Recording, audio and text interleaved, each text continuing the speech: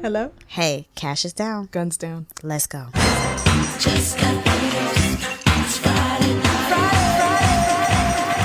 guys, welcome to Friday Night Moms. As you can see, it's just me, Danielle, on this one, but on the next one, I'm sure it will be Celia.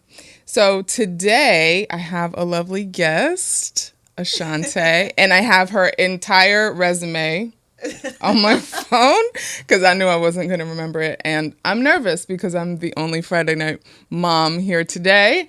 So here with me, as I mentioned, is Aseante, the recovering perfectionist coach, trademarked, because that's important to say. Yes. That is a process. Finally. Respect. Respect the process. Respect the process. Okay. Additional titles and businesses include founder and CEO of Axon Group. Mm-hmm. Please explain what Axon Group is. So Axon Group is a transformative coaching, transformative growth practice where we help people figure out what healing looks like for them. I think oftentimes people think healing has to look monolithic. It has to look one particular way, and there's no one size fits all. Yes. And so our transformative coaching work is really like, what do you need? What do you need to heal? You're not broken. You don't need to be fixed. You actually already have everything you need in you to heal. We're just going to come alongside you and help connect those dots. Okay, I get goosebumps every time she says that. And then additionally, you are the executive director of the Susu House. Yes, I am. Tell us a little bit about the Susu House. So I am a licensed therapist, and when I was when I was working in a practice, a lot of times there were so many people that could not afford therapy. And it got really, really frustrating that was the thing I kept coming up against. And as we all know, like, people like to talk about healing, but with inequities in the world, like, healing isn't equitable. Right. It's our birthright, but it's not equitable. Okay. And so what Susu House does is it raises healing equity by bringing healers, practitioners, and community together to engage in restorative services, healing services, without the burden or barrier of financial restrictions. So you get to heal for free because heal for free. Yeah. So from hearing all of that, we're going to talk about healing in the space of moms and dads and aunties and uncles, but just healing as a person, just moving along in life. So Aseante and I have talked many a times, and if you missed it, we did a live a couple months ago. And I was left with homework to do. Did you do your homework? Do you remember your homework? Listen, this is not what this is about. This is not what this is about. It's ongoing. Anyway, it's healing. It's ongoing. It's healing. Work. And the point is, I'm bringing it up. Yes. Because I didn't do it. And it's accountability. And so I need to go back because I did write it down. It's in my journal. So there's a place. No, that was part of it. So there's a place for me to reference it. I need to go back. But yes, let's talk about healing. Okay. So I'm going to keep this free flowing, as I mentioned to you, within, some guardrails and parameters, because I'm sure we can go into this for hours and hours and hours. But I will say one thing as a mom, right? And as Danielle, because a mom is not my defining title, because it's new, right? But something I would say I struggled as just Danielle and now it's heightened as a mom. And I think other moms and parents and caregivers can really feel me, is that feeling of overwhelmed, right? I feel like I have this list, and now that I have this next chapter, next title, next everything, the list is I wouldn't even say it's double. It's quadrupled. And then you have a partner, and that's a whole nother list. Yes. So I'm trying to understand, and maybe you can help me through that process of calming down that overwhelming feeling in some way. Is there a way to calm down that anxiety that, without medicine? And if you need medicine, right. Take the medicine. I try not to do medicine. That's fair. How do you calm down the overwhelm? If I could get a pill for that, do you understand? How? I believe oftentimes, and myself included, anytime we go into a new transition or a new version of ourselves, we feel like we have to bring all the other things with us, right? Okay. So when you go on a trip, yes, you don't, let's say, okay, because you travel a lot. okay, A lot. do that. And there's some stamps. Okay. There's some stamps. Okay, there. a couple. So let's say you have a trip this week, you have a trip, and another 2 weeks, you have a trip, and 2 weeks after that. Okay. When you take the first trip, you have a carry-on, right? You grab stuff, you bring it back home. You don't then take that exact same luggage, add it, and then bring another carry-on, and then go on the second trip. Right. And then you take those 2 carry-on luggages, and then you have a checked bag, and you take it on the third trip. Yeah. Because you understand that you have to take some stuff out of your suitcase, gotta let some stuff go, gotta leave some stuff here. Some stuff doesn't work in this season of this particular place I'm going to. And we understand, like, it's obvious when I'm traveling. But when we transition to different parts of our lives, I think we often feel like we have to continue to operate at the same level in each identity that we've always operated in. Fix it. And that's where the overwhelm comes in. I've always been this Danielle that did this, and this. You're like, you're right. In that season. Yes. In this particular season of Danielle, those 9 things are cute, but are they necessary? And we say, no, is it necessary for ego or is it necessary for your sustainability? And a lot of times we keep a lot of things in our identities for ego. And ego's not always bad. Yeah, yeah. But I think we don't do a purge or a reset or a what's needed of me in this season. What version of me is needed in this season? And it's hard to let some of that stuff go. Because it's like an identifying factor in who you've come to be. Mm-hmm. Right? All these little things, these 9 things, either I know it to be me, it could be personality, it could be things, it could be, ideologies, etc. But then it's like and you have come to know me as this person, and it's like, okay, now I'm adding this other stuff. I think a part of it is like, I feel like if I let go of some of it, some of this ego, something within this list of 9, I don't know if it's, and I like to pride myself on, see, this is how it goes, y'all. She just be, and she just listens, and then you just start like, and now it's the therapy session. It's the round Southern face. It's the character. No, but it's also like you're actually listening. And I do think a lot of people struggle with listening, like actually listening. Take away, what you are licensed in. I think in general, people don't listen. That's a sidebar.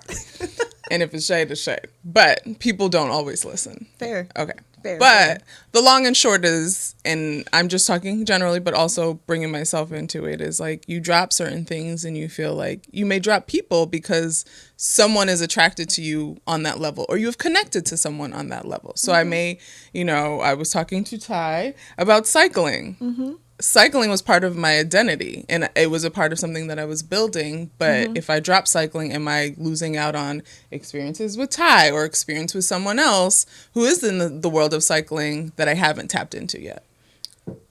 Okay. So let's say that happens. Duh. Yeah. Okay. So let's right, because nothing bad is going to happen. Let's say these people happens. may be still around. All right, y'all.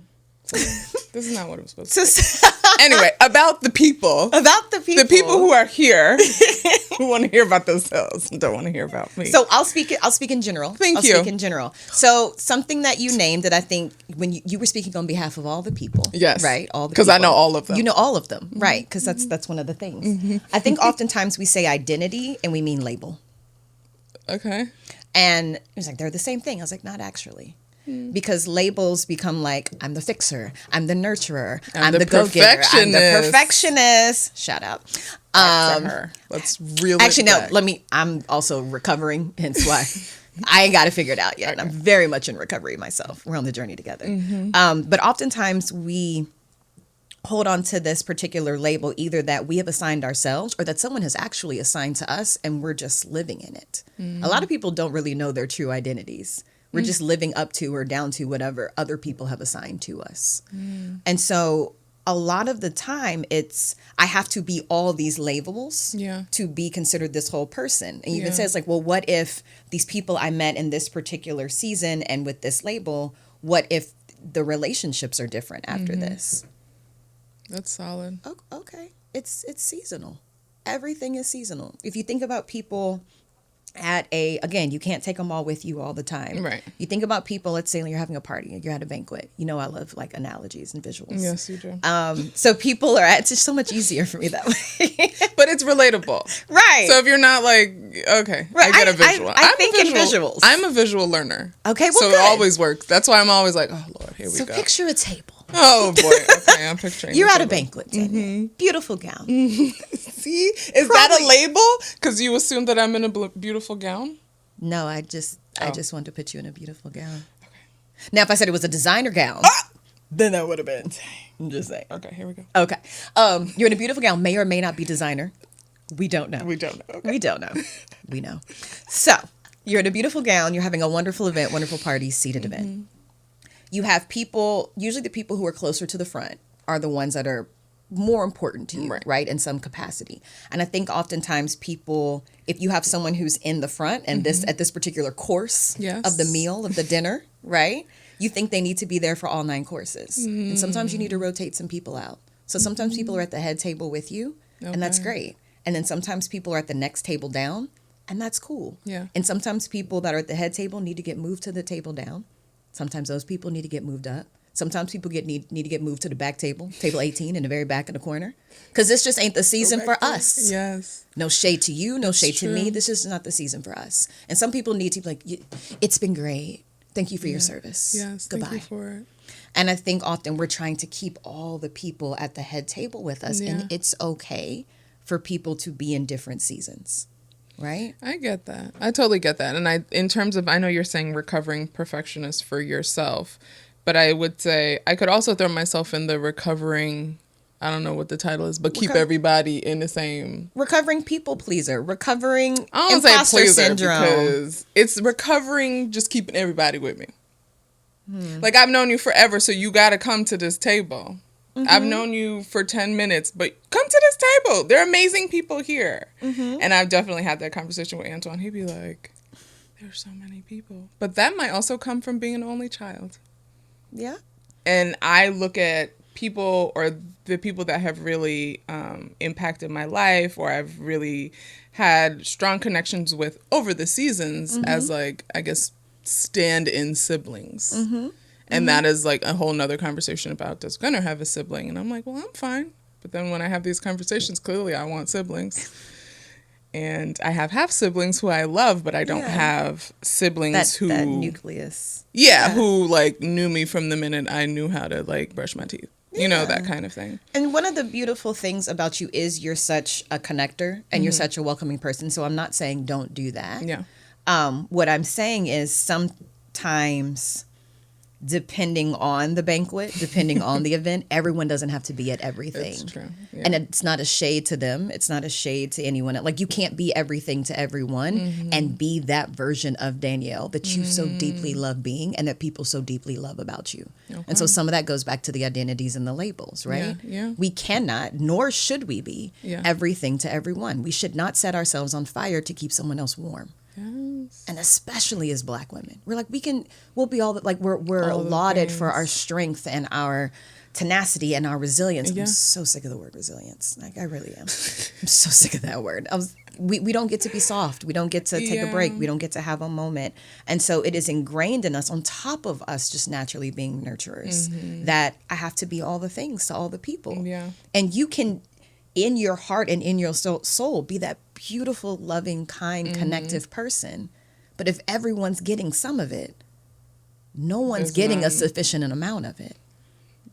And then people are like, oh, you're different. Oh, I ain't got time for you. Or you ain't got time for me. Or you're like, but I brought you to the thing. Why are you? Yeah, why are you mad you at the thing? They wanted to see. They wanted to engage that, Danielle. Yeah. But we all do that, right? Let me also come back. We all do that, and I'm saying that to you as I say it to me too. Yeah, and I'm not taking it as like, oh boy, this is like a session for me that's now live on the internet. It's no big deal. No big deal. But no, it a lot of my breath work that I'm doing right now, because that's a thing too.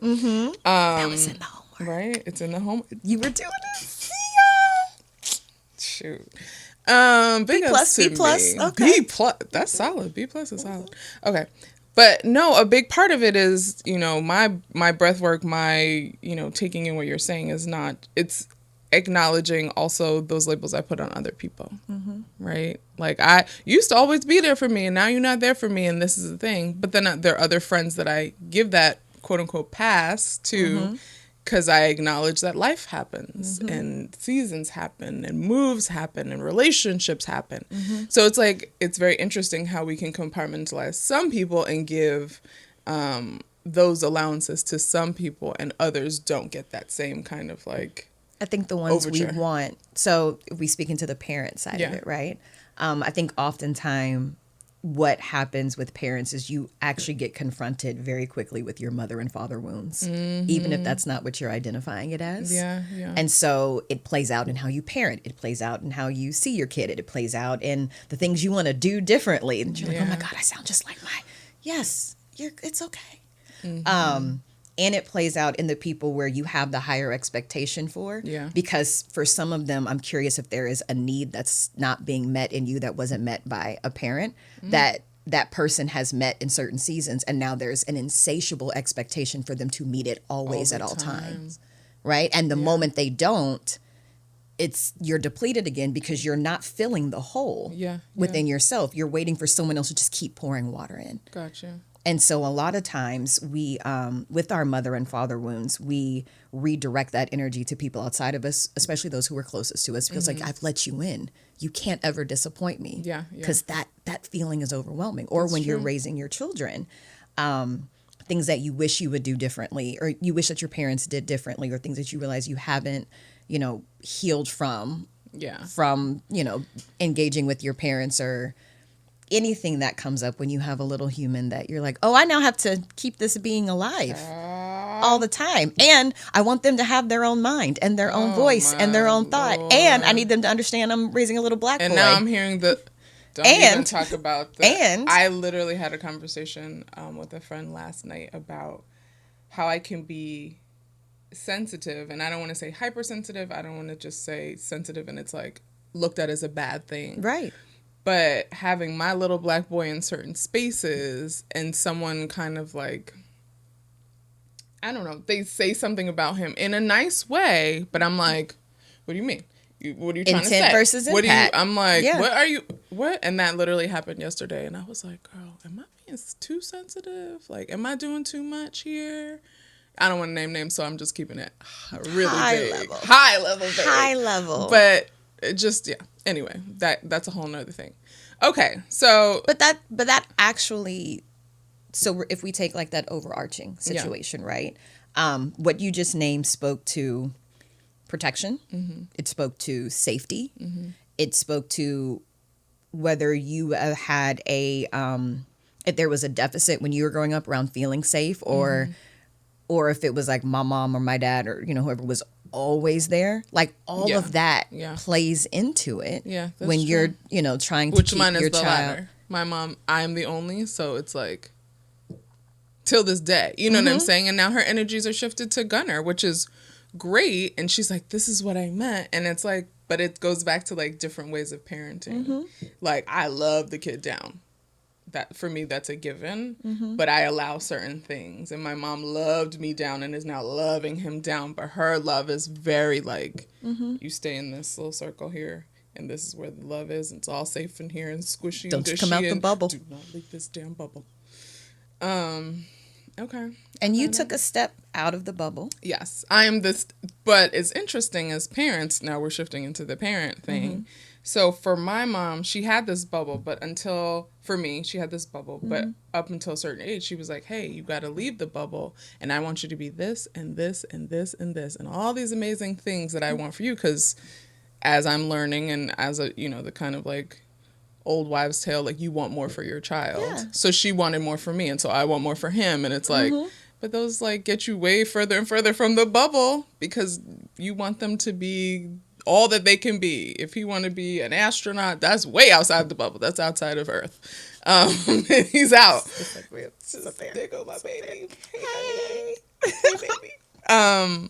But no, I totally get it. I mean, so much is just intertwined into circling back to you know, what we just first kicked off as like this list of identifying factors that you think are you and you have to take everywhere to like the things that you want to leave behind or have your child leave behind to be greater.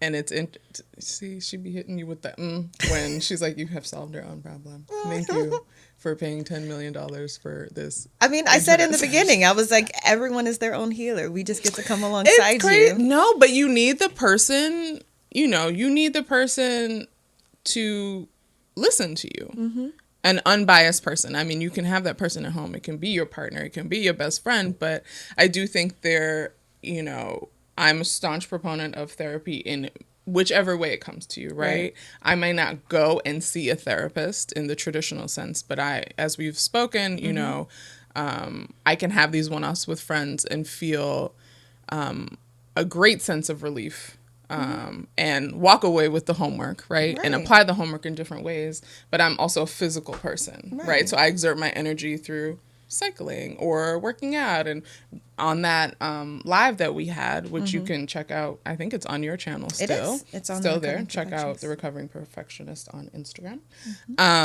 We talked about me being able to exert that energy elsewhere and what that means, but also for me, losing the time, the amount of time that I had in being able to work out and do triathlons and all that stuff, that was a big identifying factor for me that from those conversations we had, I've compartmentalized it in a certain way. So it is a big part of me. I know physically and mentally it helps me, but I had to like really come to terms with, okay, if you're not going to the gym, excuse me, 3 to 4 times a week, that doesn't make me less of me, right? And I just need to shift that and do squats with Gunner. And I've started doing it. Girl, I remember. Girl, I was in the streets with him and we were dancing, and the next morning I was sore. So it works. Because it still works the muscles. It still works the muscles. Whether you got Megan Thee Stallion or Gracie's Corner on, if you know, if right, you're doing just do it, a little pop, lock, and drop it with the 30-pound. With the the child. It's still the same. It's still the same. Like and giving yourself grace. So it's like, oh, in this particular season, maybe not a triathlon. Yeah. And maybe that's something I do with Gunner when he's older. So you don't put the things away. Yeah. You just, like clothes. Like we're not wearing. Yeah. We're not out here wearing like bubble coats and it's 105 degrees. Well, not anymore in New York. Anymore. It's officially really getting fall. Yeah, that happened. Stressed out about it. Moment of silence for that. But yeah. Okay. So shifting. I want to know, so obviously, you have folks come in, they have conversations with you, and not digging into their personal stories, but are there any like commonalities amongst parents, caregivers, folks who are helping other folks, that you feel like is a thread that most people have that probably I might think, oh, it's a Danielle problem or it's a, whoever Mel's problem. But it's like, nah, it's 90% of everyone. It's America. It's the world. It's the world. It's the world. Well, I already kind of named mother-father wounds. Yes. A lot of that comes up regardless of if you have children or not. And when you have children, it's big. It's right there in your face because you're looking at little you. Yeah. Or, and so then there's so many things that you either did receive or didn't receive or wanted to receive or want to do differently. Like all that's coming up at you, right?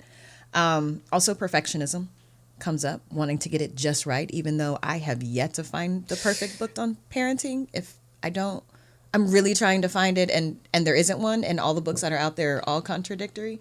So that's cool. I will tap into that and say that is not one pitfall that I've fallen into. I don't know why, and I'm happy to have not, because I think that I'm able to share that energy, that positive energy of being like, girl, we all struggling. We all trying to we all figuring out. Because that's big. That also speaks to a level of healing work that you've already done. Because your identity isn't in being the perfect mom to Gunner. Yeah. No, Ma, I'm going to mess it up. But I think that also going back to the healing work, that only in adulthood that I have come to terms with, and I think a lot of people need to come to terms with, is like, our parents aren't perfect. No. Right? So they went through their own struggles, whatever that looked like. And so I think it really put me and my mom in a better space. And we've always had a close relationship, but like women in the house is like its own thing. Yeah. But no, now it's like I see her as a human being. Not that I didn't see it, but she was mom. It's mom different. Is not a human being. It's different when you grow up and you see your mom as like, oh, like if you were a girlfriend, this is how you actually show up in the world. And I say to her, I mean, every couple of weeks, I'm like, and she was a single parent. I'm like, how, Houseway? Because there's two of us, and we're still. And Sunday nights we'd be like, tomorrow's Monday. How are we gonna do this? Mm-hmm. Like I don't understand. I don't understand how single parents do it. Like, yeah, no, absolutely. It's not. It's you are a superhero. Mm-hmm. And however you're doing it and figuring it out is like absolutely amazing and the right way. Right. As long as no one's being harmed, this is the right way. Does that way work for you? Okay. It works. Are we on the same page with that? Great. I think oftentimes people forget that while you were growing up as a parent or growing up as a kid, your parents were also growing up. The only difference is I entered parenthood way later.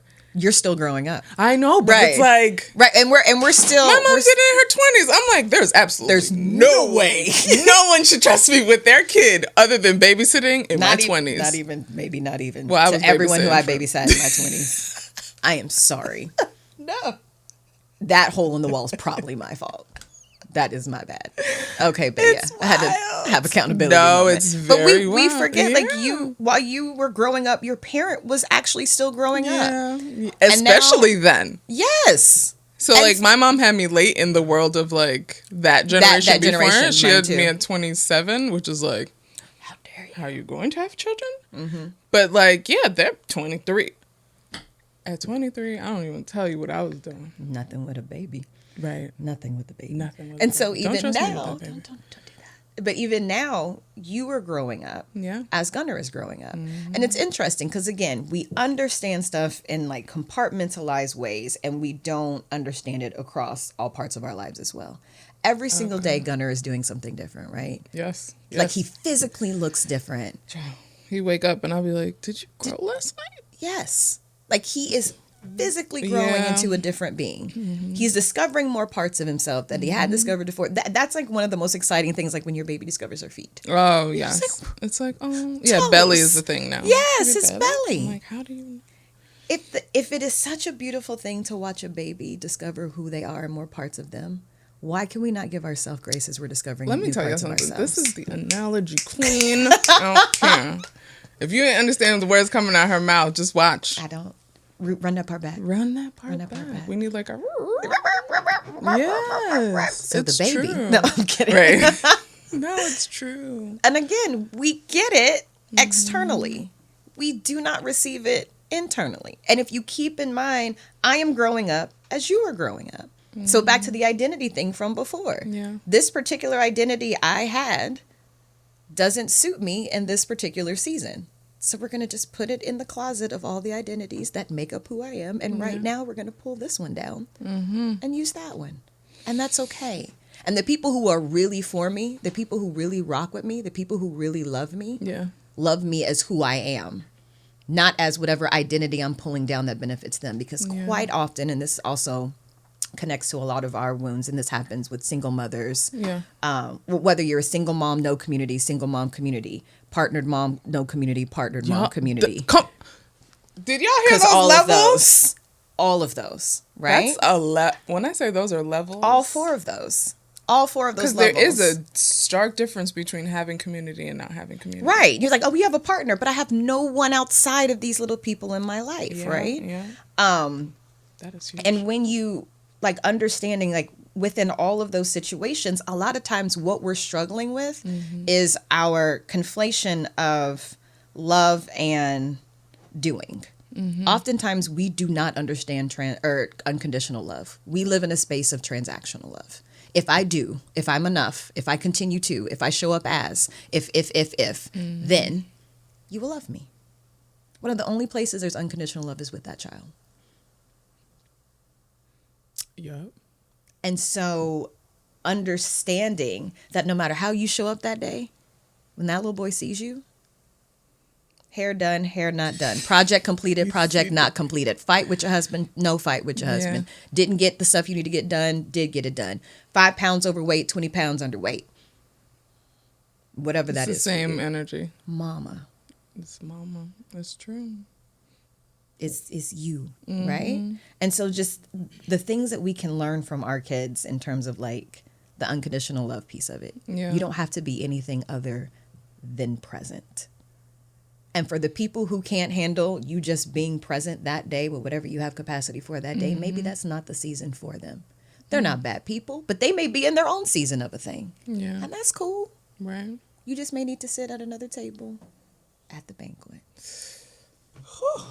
I mean, all right. Well, I was going to keep going, but that was solid. I felt like that was a solid session. I feel solid. I don't know. I mean, I want to ask so many other questions, and I know that we can go on and on and on. Do rapid fire. Rapid fire questions. Okay, here we're going to go for shorter questions with shorter answers, just from a time perspective, and just kind of keep us together because, you know, going back, honestly, I think as we flow just now, I don't want to taint that, right? Absolutely. I don't want to taint how that just came full circle in its own natural way. But I lightly tapped on ways that I find healing. Can you tell folks out there different ways that they can find healing? Because again, therapy in its traditional sense is not everyone's bag. No, it's not. And I think one time you told me that if you do seek therapy in its traditional sense, it's not meant to be forever. I don't. Right. And I'm like, oh my God. You did say what? That? A therapist said that? A therapist said that you're not supposed to come every day from now until forever? No, you should not. No, you should not. So I'm going to parse out therapy from healing work. Part of the reason why I started Susu House was because I actually believe therapy is a wonderful route. It is not the only route.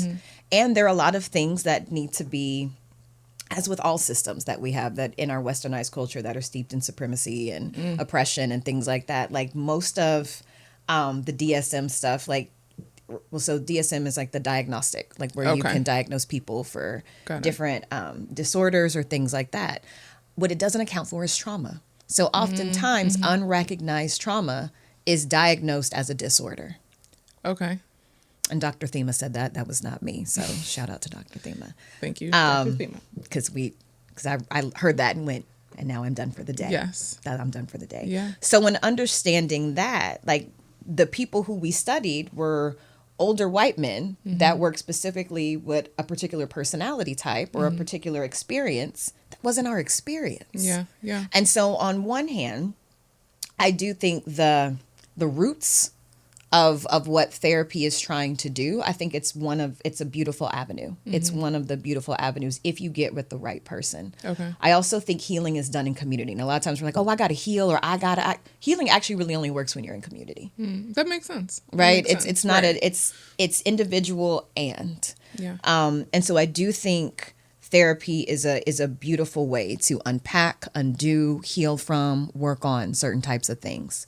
For some people, it's therapy and. For other people, it's I need movement. Like, so for your specific, it's like I need movement. And you're actually doing therapeutic work when you're in community talking about what's coming up with you. You're just not doing it with a licensed therapist. Right. But when you're like, I don't do therapy. For you. Well, except for me. Right. except for like the one or two therapists that I actually know that I just like. Right. But then like we're friends. Yes. And so you're like, so I have a question. I'm like, I have an answer. But you're still in community in that way, right? Yeah. So honestly, that's still therapy. When you're talking to your best friend and processing, that's still therapy. Yeah. I also believe there are other methods, like, because it really comes down to understanding you. The most pure, like I have an issue with the phrase, I had to find myself. You were never lost, sis. You were never lost, bro, whatever you want, bruv, you know? Take it across the pond. Take it, bruv. You know, it really is a returning home to who you were before all the world did all the things to make you feel like you weren't whatever, right? And so all that comes with returning back to you, introducing yourself to yourself. And so sometimes that happens with therapy. Sometimes that happens with Reiki. Sometimes that happens with chakra work. Sometimes that happens with astrology. Sometimes that happens with human design. Sometimes that happens, in so many different other modules and methods that people engage in healing work. Yeah. And that's partly why I started Susu House, because there are so many different avenues and ways that people can heal, and they should all have access to what those might be. Right. And understand that is healing. And it's healing. Is it helping you to be a better person? Yeah. Without physically harming your body? It's like, so I can do drugs. I No, didn't. So I'm not saying go do, not the hard stuff. Yeah. Don't go do the hard stuff and be like, it's healing me. It's actually not physically hurting you. Yes. But whatever is helping you to return to the best version of you, the most authentic and pure version of you. Because you're just returning to that person. Yeah. Which is why partly when I've had therapy clients and then when I transition to coaching, we work in segments. Okay. Because in some of the traditional therapy work, there is a bit of a power dynamic. And I want to make it very clear that I am not in control. This is not a power thing for me. Like, I am not the expert here. You are the expert in your own life. Gotcha. I may be able to pinpoint some things because I'm kind of outside of it and I'm a bit removed. Yeah. But you are the expert in your life. And so we do a certain amount of work together, and it's different timing for different people. For some folks, it's 6 months. For some folks, it was 2.5 years. For some folks, it was 4 years. For some folks, it was like 3 weeks. I'm like, you need a break. Yeah. You're already coming in with the thing. But you need to have some time to exercise the muscle. That's true. Like, go do the thing. I never want to be a crutch to anybody I'm working with. Because I feel like that's an easy... You could be a crutch. The spin coach could be the crutch. Like, we can get really pulled into someone else. And it's not negative. It really, the heart of it goes back to wanting to be in community. Yeah. And so for me, I actually, in working with some of my clients, I'm like, okay, you know what? You're at a really good spot. I think you need to go test out some of these tools we've come up with, some of these lessons you've learned, some of this homework, like you've put into play, like go test it out in the world. See what happens. See what comes back. And because I let them know I am with you on your healing journey for as long as you will have me. So I'm never leaving you. Right. I'm with you as long as you will have me. Yes. And get out the bubble for a little bit. You can come back whenever you want. You have the code. You can come back whenever you want. You got the gate code. You got the gate code. Come back whenever you want. And I believe in you that you can go out. You're further along in your healing journey than you believe you are. Yeah. And sometimes I need go test it out. And if you're like, this area I did great, this other area, no, I wasn't ready. Okay, cool. Well, let's talk about it. No judgment. No. But I wasn't ready. I thought I was ready. I wasn't ready. I wasn't ready. She wasn't ready. But at least you know now. And you tried it. And then we celebrate the fact that you tried. Yeah. And we celebrate your courage to like get out there. Okay, so you fell. Let's clean you up, dust you off. Let's work on it a little bit more, and then you go back out. Because it goes back to the child. Yeah. This is amazing. You do it with the babies. Do it with the babies. Why don't you extend that to the adults who were once babies? And who are still growing. We're all somebody's babies. I think this is the first time I looked at this camera this whole recording. Wow. Powerful. Yes. Thank you. Okay. So the last bit is homework. Homework. I don't know why I keep asking you for homework. You're going to keep getting it too. You're going to keep getting Well, it's not for me. It's for y'all. But I'm going to use some of it. It's for us. Okay, fine. Is there any bits of homework? It doesn't have to be super crazy. What is our takeaway to take and put it in our little, wherever you journal? Okay. Your iPhone, notes, actual journal, whatever. So Post-its on your mirror. People do that. So something, a lot of people do. I saw Mary Jane, being Mary Jane, I was like, you do that too. Okay, great. I loved it. So I have one question, kind of based on what we talked about today. I told you, I was like, it's going to come to me when we're sitting together. Okay. And then I want to maybe throw an activity in there. So the question is, let me figure out how to frame it, because this is legit off the dome right now. I want you to ask yourself, like first observe and then ask yourself, what grace can I give myself that I'm giving my child? Okay. Yeah, because that kind of goes into, they're learning how to do this. They're falling down and figuring it out this way. I don't yell at them when they don't know how to tie their shoe yet. Right. I don't, there's a grace in terms of like where they are developmentally. And a lot of times, yes, we're technically adults, but developmentally and emotionally, we may be toddlers in some areas. Okay. So what grace are we giving our children that we should be giving ourselves? That you can give yourself as well. Okay. Right? Like, what lesson about growth and giving grace to growth do you give your kids that you can offer yourself? Okay. That would be the question. Second thing is, I want everyone to do an activity. Okay. This is a good one. This is a good activity. So she says. Good activity. So she says. Mm-hmm. Actually, I can do it with you. Oh my goodness. We're gonna play out the activity. So I have a question for you. Yes. Well, first, are you hungry? Yes. Okay. What would you like to eat? A burger. Is that what you actually want to eat? Is that what you actually have a taste for? Yeah. Because I had a really bad one yesterday. So I want you to take a moment. Oh, man. Okay. I want you to take a deep breath. What do you actually have a taste for right now? French fries. Are you asking me? No. I'm telling you. It's you want French fries? Yeah. Because that's the first taste that came into my mouth just now. Yes, I want French fries. You want French fries? Yes. Okay. Are you going to be able to get yourself French fries today? Yes. Okay. I'm going to do this. This is actually the whole activity. Oh. The activity is truly... I'm like... You're like, and then you eat the French fries. Right. Reward. You're like, that's it. The activity is truly something in like checking into yourself first. When I ask, what do you want? You're like, I want a burger. Why you want a burger? Because I had a bad one yesterday. What do you actually want? Actually, I want French fries. Yeah. Oh, I think I'm good. And it's something as simple... Because a lot of times it's like, well, what do you want? If I knew what I wanted, and if I knew this, I wouldn't be asking other people. Yeah. I wouldn't be on IG scrolling trying to get the answer. There's a knee-jerk answer. And so the activity is truly just a very simple, what do I want to eat right now? Or what do I want to eat for dinner? What often happens is, what's in my house? What's in the refrigerator? What's around the corner? What's close? What do I have time for? And we start calculating all of these things that have nothing to do with the actual need. Because we don't check into our bodies. Yeah. Now, we can't always meet that need. It may be like, you know what? I really want this particular salad from Don Angie. Yeah. I can get the salad from Don Angie right now. Do that. And I still have acknowledged there's a thing that I actually need and I want right now. Right? And then it's like, well, at some point I can probably figure out how to do that. Well, I want the salad. Why do you want the salad? Well, I want the salad because it tastes like this. Do you want that particular flavor? Yeah. What else can I get that has that flavor?